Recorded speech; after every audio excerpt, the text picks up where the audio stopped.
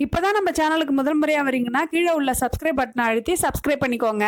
பக்கத்துல உள்ள பெல் ஐக்கானை அழுத்தி ஆள்னு கொடுத்துக்கோங்க. அப்பதான் நம்ம போடுற வீடியோ தினமும் உங்களுக்கு கிடைக்கும். சரி வாங்க இப்ப நம்ம வீடியோக்குள்ள போகலாம். ராமசாமி தன் 3 ஆண் குழந்தைகளையும் ஒன்று போலத்தான் வளர்த்தார். ஆனால் அவர்கள்தான் ஒன்று போல வளரவில்லை. மூத்தவர்கள் இருவரும் நன்றாக படித்து நல்ல வேலையில் அமர்ந்து விட்டார்கள். 3வது பையன் மட்டும் எவ்வளவு உற்சாகப்படுத்தினாலும் எதிலும் சிரத்தை காட்டவில்லை. படிப்பிலும் சரி, மற்ற விஷயங்களிலும் சரி, எல்லாவற்றிலுமே ரொம்ப ஸ்லோ. அவன் பிறந்ததே வேடிக்கைதான். ராமசாமிக்கு பெண் குழந்தைகள் மீது அலாதி பிரியம். அதற்கு மூல காரணம் அவரின் தாய் என்றே கூற வேண்டும்.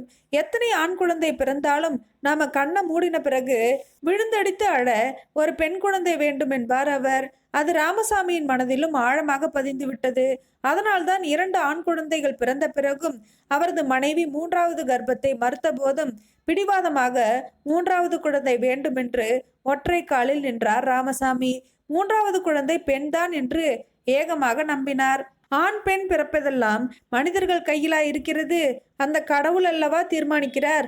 ராமசாமியின் ஆசைக்கு எதிராக 3வது குழந்தையும் ஆணாகவே பிறக்க ராமசாமி அதிர்ந்து போனார். அவர் அதிர்ச்சிக்கு இன்னொரு காரணமும் இருந்தது.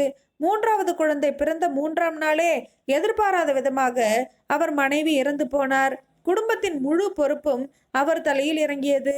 எதற்கோ ஆசைப்பட்டு எதையோ அடைந்ததைப் போல அவர் தன் விதியை நொந்தபடி வாழ்ந்தார்.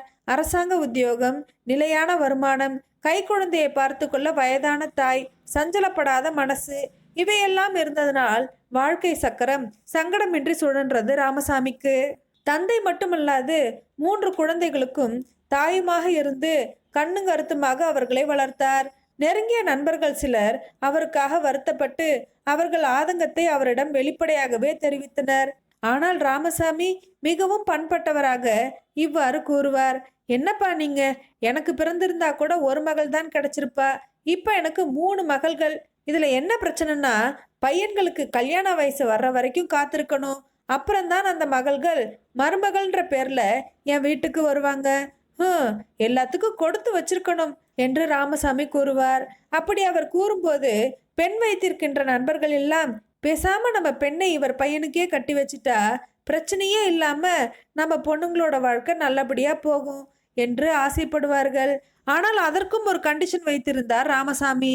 எந்த காரணம் கொண்டும் இரத்த சொந்தத்திலோ அல்லது தெரிந்தவர்கள், நண்பர்கள், பழகியவர்கள் வீடுகளிலோ சம்பந்தம் வைத்து கொள்ளக்கூடாது என்பதில் உறுதியாக இருந்தார். காலம் ஓடியது.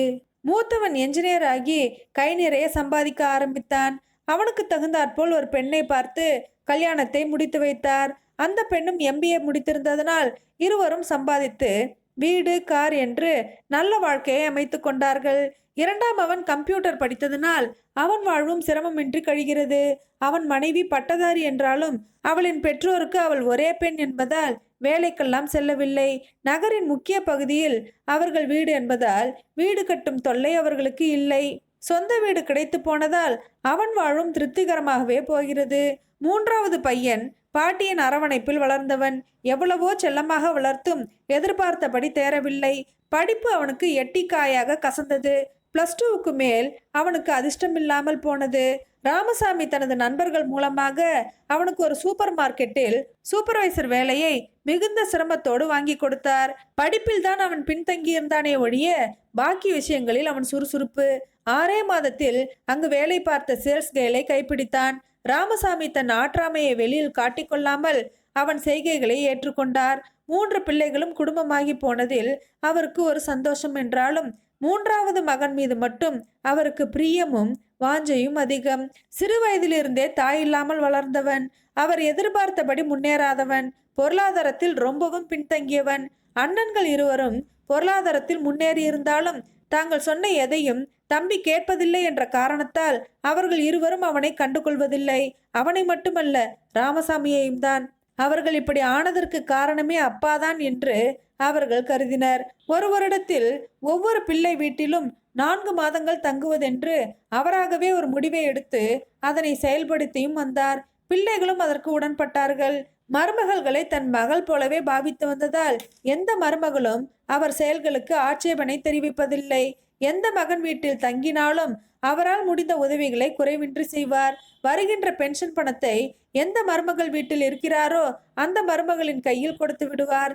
வேண்டாம் என்று அவர்கள் மறுத்தாலும் விடமாட்டார். அவர்களின் குடும்ப விஷயங்களில் அனாவசியமாக தலையிட மாட்டார். எல்லோருக்கும் ஆறுதலாக இருக்க தவறவும் மாட்டார். ராமசாமி 3வது பையன் வீட்டிற்கு வந்து நேற்றோடு 4 மாதங்கள் முடிந்துவிட்டன. மருமகள் ரொம்பவும் புத்திசாலி. ஆனால் என்னவோ தெரியவில்லை, தரித்திரம் மட்டும் அவர்களை விட்டு நீங்கவே இல்லை. எப்பொழுதும் பணப்பற்றாக்குறைதான். இன்று காலை அவர் மூத்த பையன் வீட்டிற்கு புறப்பட்டிருக்க வேண்டும். ஆனால் புறப்படவில்லை. ராமசாமிக்கு சிறு வயதிலிருந்தே ஒரு பழக்கம் உண்டு. மற்ற நேரங்களில் எப்படியோ காலை டிஃபனுக்கு பிறகு ஒரு டீ கட்டாயமாக குடிக்க வேண்டும். இது எல்லா மருமகள்களுக்கும் நன்றாகவே தெரியும். சர்க்கரை வியாதி வந்த பிறகு சர்க்கரையை மட்டும் நிறுத்தி கொண்டாரே ஒழிய டீயை நிறுத்தவில்லை. டீயை எதிர்பார்த்து காத்திருந்தார். இன்று சற்றே தாமதமானது. பின்னர் தான் வந்தது. இளஞ்சூடாக ஆற்றி வாயில் ஊற்றியவர் அதிர்ந்தார். டீ இனிப்புடன் இருந்தது. ஒருவேளை சம்பந்திக்கு போட்ட டீயை மாற்றி தனக்கு கொடுத்திருக்கலாம் என்று நினைத்தவராய் இதனை பெரிது பண்ண வேண்டாம் என்று நினைத்து கொண்டே அதனை குடித்து விட்டார். நீண்ட நாட்களுக்கு பிறகு இனிப்பான டீ குடித்த காரணத்தால் மனதில் சிறிய மகிழ்ச்சி. அதே சமயம் மருமகள் இப்படி கவனிக்காமல் விடமாட்டாளே, என்ன காரணம் என்று மனது ஏதேதோ கணக்கு போட ஆரம்பித்தது.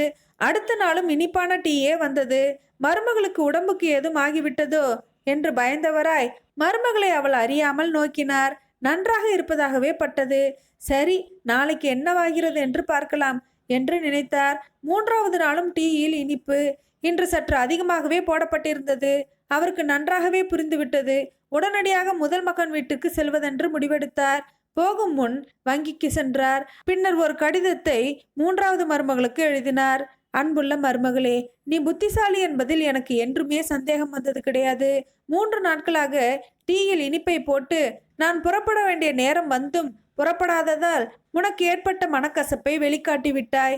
எப்பொழுதோ வந்திருக்க வேண்டிய அரியர் பணம் 2 லட்சம் ரூபாய் இப்பொழுதுதான் வந்தது. அதற்கான செக் எழுதி உன் அக்கவுண்டில் கட்டியிருந்தேன். நேற்று வரை செக் கிளியர் ஆகவில்லை. இன்றுதான் அது கிளியர் ஆனது. உன் கணவனிடம் கூட நான் காலையில் சொல்லிக் கொள்ளாமல் வந்துவிட்டேன். அவன் மாலை வீட்டிற்கு வந்ததும் சண்டை போடக்கூடும். நீ எதையும் காட்டிக்கொள்ளாதே. இது நம் இருவருக்கு மட்டுமே தெரிந்ததாக இருக்கட்டும். அப்பா மகளுக்குள் ஒளிவு மறைவு ஏனம்மா? நீ என்னிடம் ஏன் மாமா நீங்கள் இன்னும் புறப்படவில்லை என்று நேரடியாகவே கேட்டிருக்கலாமே. சரி விடு, நான் எப்பொழுதும் உனக்கு துணையாக இருப்பேனே தவிர சுமையாக இருக்க மாட்டேன் என்று ராமசாமி எழுதியிருந்தார். கடிதத்தை படிக்க முடியாமல் அவள் கண்ணீர் தடை போட அவள் தன்னையும் மறந்து அப்பா என்று கேவினாள். இந்த கதை உங்களுக்கு பிடிச்சிருந்தா லைக் பண்ணுங்க. இந்த கதையை பற்றின கருத்துக்களை கமெண்ட் பாக்ஸில் தெரியப்படுத்துங்க. மேலும் இது போன்ற கதைகளை கேட்க நமது கதைகளின் ராணி சேனலை சப்ஸ்கிரைப் பண்ணுங்க. நன்றி, வணக்கம்.